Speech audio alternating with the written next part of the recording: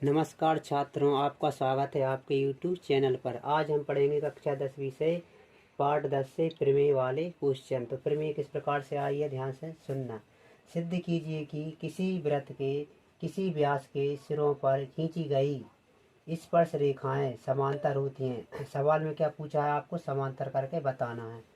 तो सब जैसे ही ऐसा क्वेश्चन आएगा तो सबसे पहले आपको एक व्रत बना लेना है। ऐसे ये वाला व्रत बना लेना, पूरा व्रत। फिर बोला व्रत के व्यास, व्रत का व्यास पी क्यू नाम दे देना, उसको क्या नाम दे देना, व्रत के व्यास को पी क्यू।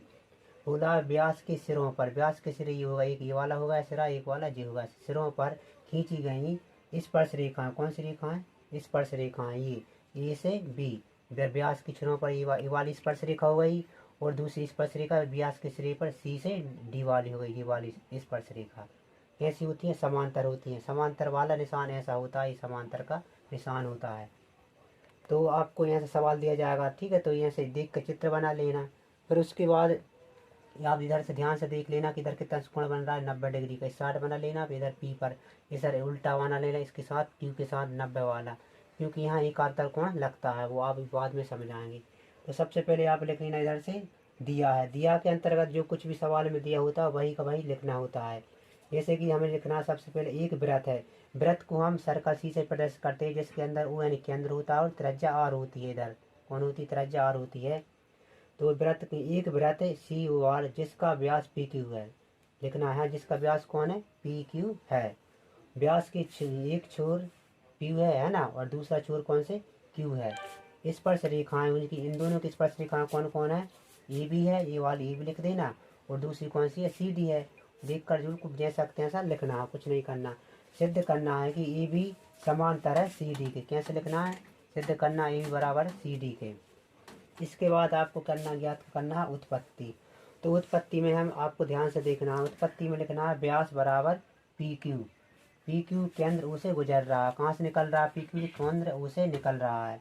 इसके बाद आपको दो कोण बताना है इसके, ये वाले ए पी क्यू कितने डिग्री का होता है कोण, 90 डिग्री का होता है। क्यों होता है, क्योंकि इस पे इधर से ध्यान से देखो क्या होना, पी क्यू लंब है कोण पर ए बी पर। ऐसे में ध्यान से देखो, पी क्यू लंब है कोण पर, इसको हम लंब का निशान बोलते हैं, रेखा ए बी पर लंब है। तो समीकरण बनेगा 1। इसी प्रकार हम इधर से देखते हैं D Q P, D Q P, इस वाले पर कौन सा कोण बन रहा है, 90 डिग्री का बन रहा है। तो इस पे भी कौन सा, पी क्यू लंब है रेखा को इस पर सी डी पर, तो इसको लिखेंगे पी क्यू लंब है सी डी पर, बनेगा समीकरण 2। अब समीकरण 1 एवं 2 से हम इन दोनों वालों कोणों को बराबर करके लिख लेते हैं, क्योंकि दोनों आपस में बराबर हैं, ठीक है। तो क्यों हो जाते बराबर, क्योंकि ये एकांतर कोण का नियम लगता है। इसका कोण का नियम लगता है, एकांतर कोण का नियम लगता है। इधर से देखो ध्यान से, ये एकांतर कोण बन रहा है ऐसे, ध्यान से ये जेड जैसा बनता है। यदि इधर 90 डिग्री का तो इधर भी 90 डिग्री का है, इसलिए इनके दोनों जो कोण आपस में बराबर माने जाते हैं एकांतर कोण से। इस प्रकार हम लिख सकते हैं कि ये भी समांतर है रेखा सी डी के।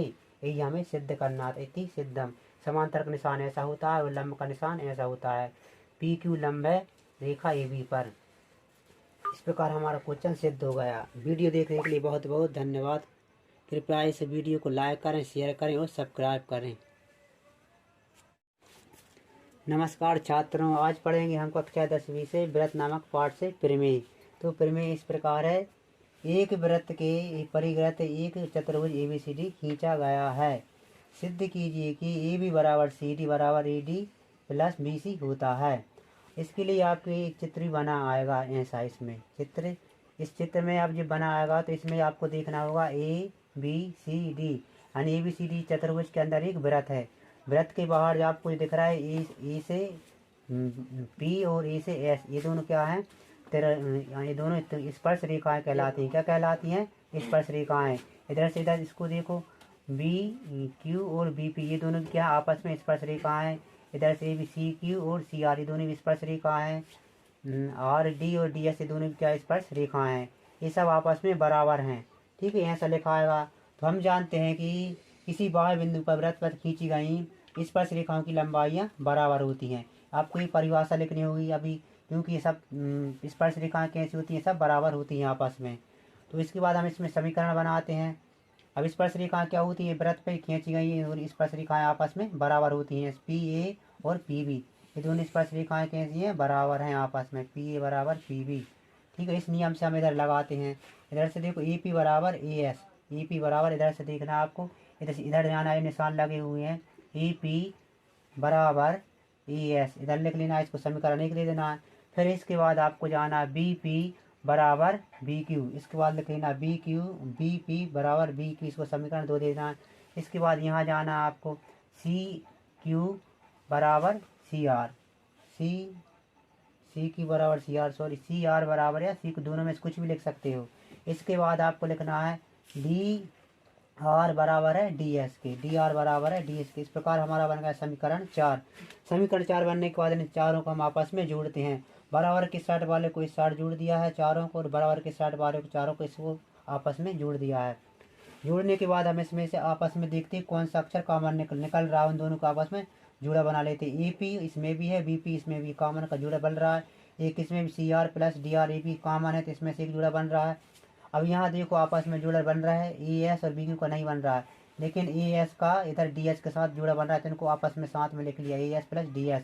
फिर इधर से BQ और CQ को बराबर लिख लिया। अब इधर से हमारे पास ये सब जोड़े बन गए, एक ही बन गया, एक बन गया, एक ही बन गया। इसके बाद आपको अब यहाँ से समझना होगा इस समीकरण कैसे बने हैं। इस समीकरण बनाने के लिए इस पर आप ध्यान से देखें। इधर AP बराबर AP प्लस BQ कैसे बना है। इस टोटल दूरी को लिखते हैं अपन AP बराबर, इसको तोड़ते AP प्लस BP बर समीकरण 1 हो जाता है। इसके बाद यहाँ से देखते टोटल दूरी को BC बराबर BQ प्लस CQ या QC, समीकरण 2 हुआ है आपका। इसी प्रकार इसको देखते हैं पूरे को C से D, CD बराबर क्या लिखना है आपको CR प्लस RD लिख लो या DR, दोनों में से कुछ भी लिख सकते हो। इसके बाद ऐसे इधर देखना है अपन DA बराबर, आपको पूरी टोटल दूरी लेना है। इसके बाद इसको लिखना है DS प्लस ऐसे या ऐसे या कुछ भी लिख सकते हो, ऐसे लिख, दोनों में से ऐसे या AS दोनों में से कुछ भी लिख सकते हो। इस प्रकार हमारे बन जाते हैं समीकरण 2। अब इन समीकरणों के मान को हम रखते हैं इधर देख कर। अब यहाँ देखो AP का मान इधर से देखो ऐसे उल्टे में, AP प्लस BQ का मान कितना होता है AB, तो इसकी जगह हमने क्या लिख लिया है, इधर AB लिख लिया है। क्या लिख लिया है AB। इसके बाद इस पूरे का मान देखना हमें कहाँ लिखा है, ये CR प्लस DR, ये लिखा है CR प्लस DR का मान उल्टे में देखना है कितना है CD, तो इसकी जगह हमने क्या लिख दिया, पूरे की जगह CD लिख लिया, इधर भी AB लिख लिया। इसके बाद इधर हमें देखना है AS और DS, यानी इन दोनों का मान देखना है। स्टार्ट क्या है DA है, DA लिख लो या AD लिख लो, दोनों में से एक ही बात होती है, प्लस BC। इसके बाद हमें किसका मान रखना है BQ प्लस CQ का, तो इसका मान भी देखो B क्या होता है BC होता है, तो BC। इसी प्रकार हमारा ये समीकरण सिद्ध हो गया, AB प्लस CD बराबर AD प्लस BC। वीडियो देखने के लिए बहुत बहुत धन्यवाद। कृपया इस वीडियो को शेयर करें, कमेंट करें और सब्सक्राइब करें।